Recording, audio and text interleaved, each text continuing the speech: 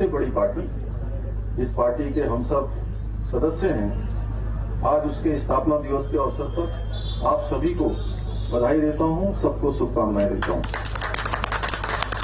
और आज के इस अवसर पर जिन सबका नाम आदरणीय महेंद्र भट्ट जी ने लिया, उनके साथ अपने को संबद्ध करते हुए, क्योंकि समय कम है, अभी आदरणीय राष्ट्रीय अध्यक्ष जी का और प्रधानमंत्री जी का उद्बोधन हम सबको प्राप्त होना है।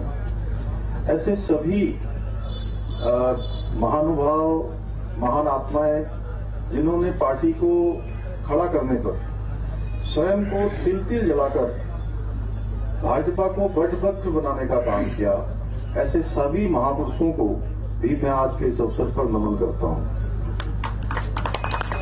आज बड़े सौभाग्य की बात है कि भाजपा स्थापना दिवस के साथ ही भगवान बजरंगबली जी का भी जन्मोत्सव है।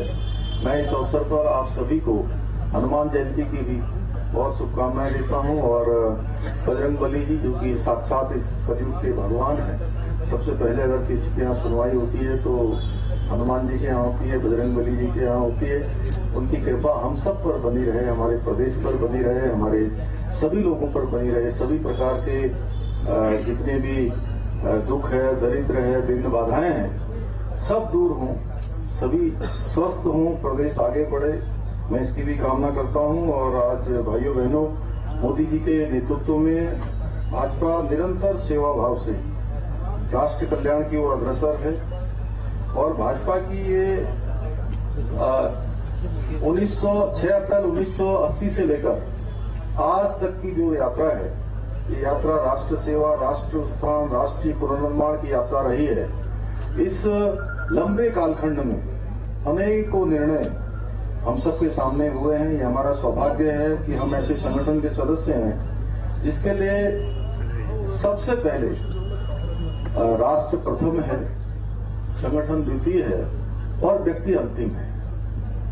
अन्य पार्टियों में और हमारी पार्टी में एक अंतर है कि कार्यकर्ता वहां भी होते हैं, वहां भी पदाधिकारी होते हैं, वहां भी चुनाव के लिए तमाम प्रकार के मुद्दे होते हैं। उनमें और हम में जो अंतर है, जब से जनसंघ बना, जब से भारतीय जनता पार्टी बनी, कि भारतीय जनता पार्टी के लाखों करोड़ों कार्यकर्ता एक ध्येय लेकर कि हमारे विचार को मजबूत करना है, भारत को परम वैभव तक पहुंचाना है, उसके लिए निस्वार्थ भावना से काम करते हैं। आज के इस महान अवसर पर देश की महान विभूतियों में से एक डॉक्टर श्यामा प्रसाद मुखर्जी एवं पंडित दीनदयाल जी का मैं स्मरण करता हूं, उनको नमन करता हूं कि उन्होंने राष्ट्रोदय और अंत्योदय का जो परम कर्तव्य मानते हुए भारत की राजनीति में जनसंघ रूपी एक ऐसा पौधा रोपा जो आज भारतीय जनता पार्टी के रूप में वट वृक्ष बन गया है। और वट वृक्ष ही नहीं, केवल भारत की ही पार्टी, सबसे बड़ी पार्टी नहीं, बल्कि हम विश्व की सबसे बड़ी राजनीतिक पार्टी बन गए हैं। आजादी के बाद देश के अंदर कांग्रेस की सरकार बनी थी, हम सब जानते हैं। लेकिन ऐसा समाज जो वंचित था, छूट गया था, पिछड़ गया था, गरीबी में जी रहा था, उसको कभी भी आगे लाने का काम नहीं हुआ। ये भली भांति हम जाते हैं, देश की आजादी के बाद लगातार 55 सालों तक, 60 सालों तक इस देश के अंदर एक ही पार्टी का शासन रहा, एक ही परिवार का शासन रहा। और इन सबकी हितों की रक्षा करने के लिए उस समय हमारे आदरणीय श्यामा प्रसाद मुखर्जी ने अनुभव किया कि कांग्रेस की ये नीतियां लोकतंत्र के लिए ठीक नहीं है। और सहायता, शासन और सरकार समाज के अंतिम छोर तक पहुंचना चाहिए।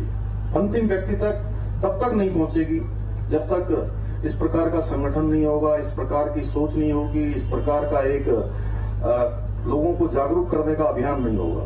उसको आगे बढ़ाते हुए ये सब काम हुआ। और श्यामा प्रसाद मुखर्जी ने वर्ष 1951 में इसके लिए जनसंघ की स्थापना की, जिसका चुनाव चिन्ह दीपक था।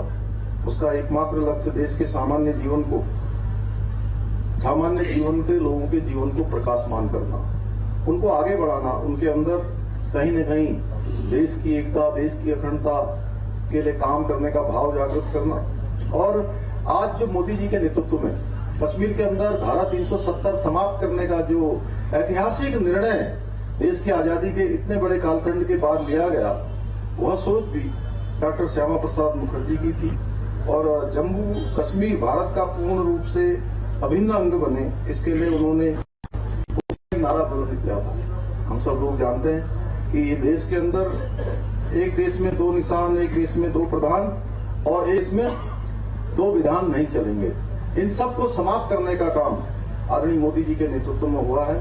मैं आदरणीय मोदी जी का अभिनंदन भी करना चाहता हूं इस अवसर पर कि जिसके लिए हजारों लाखों कार्यकर्ताओं ने अपने को खपाने का काम किया, उस काम को उन्होंने पूरा किया।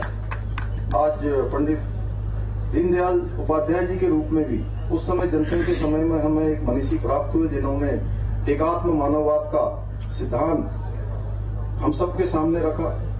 इन्हीं विभूतियों द्वारा भारत की राजनीति में जनसंघ के रूप में जलाया गया दीपक आज गगनदीप की भांति तेजोमय हो रहा है और उसका प्रकाश संपूर्ण भारत के अंदर और संपूर्ण दुनिया के अंदर जा रहा है। 6 अप्रैल 1980 को भारतीय जनता पार्टी अस्तित्व में आई और स्वर्गीय अटल बिहारी वाजपेयी जी ने पार्टी के प्रथम अधिवेशन में कहा था कि अंधेरा छंटेगा, सूरज निकलेगा और कमल खिलेगा। और आज हम उसी पल देश के पुनः उसी समय देश को विश्व गुरु बनने का जो मार्ग था वो अटल जी के द्वारा अपने इन शब्दों से प्रशस्त हो गया था। अटल जी के शब्द पूर्ण रूप से आज सत्य साबित हो रहे हैं और देश के एक बड़े भाग पर आज जन संतुष्टि का कमल खिलखिला रहा है। मित्रों, भारतीय जनता पार्टी की जो यात्रा है ये बहुत संघर्षपूर्ण यात्रा रही है। आप सबको स्मरण होगा, हम भी छोटे थे तब हम लोगों ने देखा कि 1984 का जो चुनाव हुआ, जब पार्टी को देश में केवल 2 सीटें हासिल हुई थी और अभी महेंद्र जी ने बड़े विस्तार से सब चीजों को रखा है। आज जो दल विपक्ष में है उस समय वो भारतीय जनता पार्टी पर हंसते थे, व्यंग करते थे, लेकिन आज पार्टी का अटक से कटक तक और लद्दाख से कन्याकुमारी तक जो प्रभाव है, जिस प्रकार से आज हर जगह भारतीय जनता पार्टी किसी न किसी रूप में संपूर्ण देश के अंदर, चाहे वो पूर्वोत्तर के राज्य हो, चाहे दक्षिण के राज्य हो, चाहे कोई हो, अटक से लेकर कटक तक, कश्मीर से लेकर कन्याकुमारी तक, जिस प्रकार से भारतीय जनता पार्टी का कमल हर जगह खिल रहा है, तो निश्चित रूप से इस सब को देखकर जो उस समय हमारे ऊपर व्यंग किया करते थे, इसको देखकर उनके सिर अपने आप शर्म से ही निश्चित रूप से झुक जाते हैं। 1984 के बाद से भारतीय जनता पार्टी ने कभी पीछे मुड़कर नहीं देखा और लगातार उत्थान की ओर भारतीय जनता पार्टी बढ़ी है। आज के इस अवसर पर हम सब लोगों को यह भी संकल्प लेना है कि भारतीय जनता पार्टी की 2024 में निश्चित रूप से प्रचंड बहुमत की नहीं बल्कि 2/3 बहुमत की सरकार बनेगी और उत्तराखंड से हम लोगों को जो हमारा 5 सीटों में पुराना जो अंतर रहा है उस अंतर को बढ़ाना है। ये आज के अवसर पर हम सबको संकल्प लेकर जाना होगा।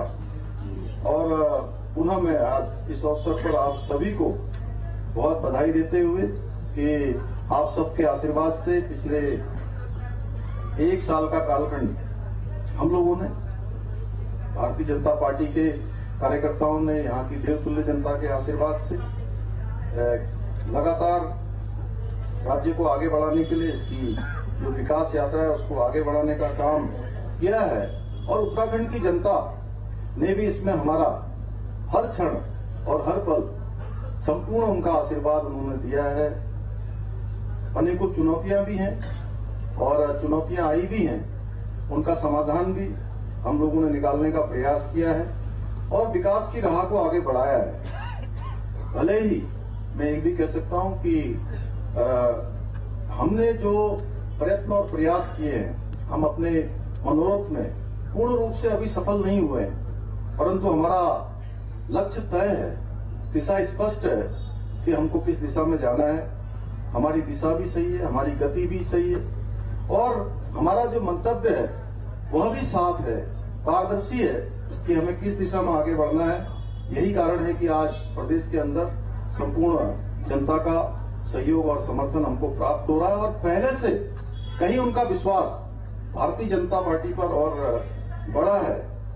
भाइयों बहनों, हमने विकसित राज्य का जो संकल्प लिया है, विकल्प रहित संकल्प, उसको लेकर हम चल रहे हैं। हमने अभी कुछ पड़ाव पार किए हैं और अभी और कई सारे पड़ावों पर हमें काम करना है, उनको पार करना है। किसी भी सरकार के लिए मूल्यांकन के लिए 1 वर्ष का समय पर्याप्त नहीं होता है, फिर भी मैं विश्वास के साथ कह सकता हूं कि 1 वर्ष के अंदर हमने जो है नए उत्तराखंड का जो संकल्प लिया है, इस संकल्प को ध्यान में रखते हुए रात दिन काम